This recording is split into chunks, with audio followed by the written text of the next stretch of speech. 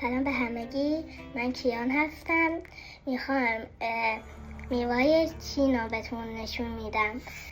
اسمشم لیچیه و یه میوهیه که قرمزه و ما قرمزش رو گرفتیم، سبزش هم هست.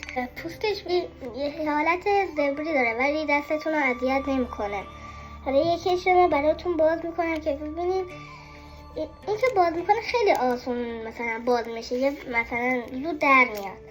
حالا برای شما بازش میکنم.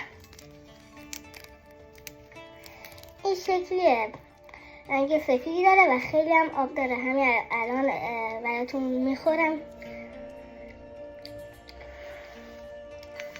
و خیلی هم آب داره و این ضد پیری هم هست. برای سرماخوردگی هم خیلی خوبه و خیلی هم شیرینه و حسش هم خیلی پررنگه، مثل خرماست. جالبه. توی ایران خیلی کمه.